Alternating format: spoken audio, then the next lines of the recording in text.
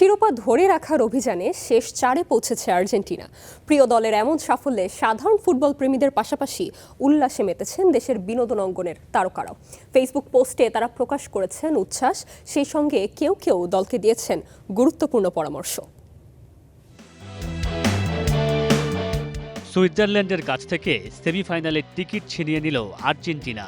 এই জয়ের পর থেকে আনন্দের বন্যায় ভাসছে দেশের সবুজ অঙ্গনের তারকারা।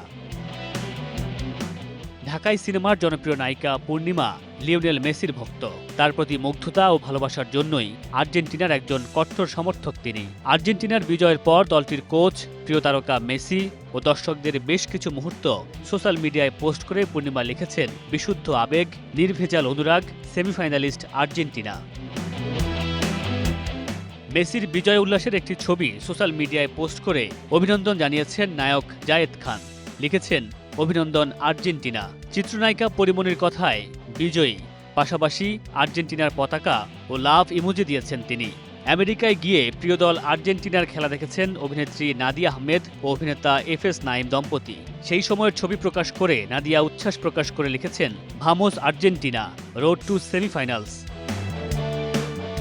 সঙ্গীতশিল্পী বেলাল খানও আর্জেন্টিনার সমর্থক। প্রিয় দলের বিজয়ের পর এই গায়ক লিখেছেন, তোমরা যারা মনোজাত ধরেছিলে, এবারও তোমাদের মনের আশা পূর্ণ হলো না। এদিকে আর্জেন্টিনার কোচ স্কলোনিকে পরামর্শ দিয়ে ইরফান সাজ্জাদ লিখেছেন, সেমিফাইনালে ইগোটাকে পাশে রেখে যোগ্য প্লেয়ারদেরকে খেলাও।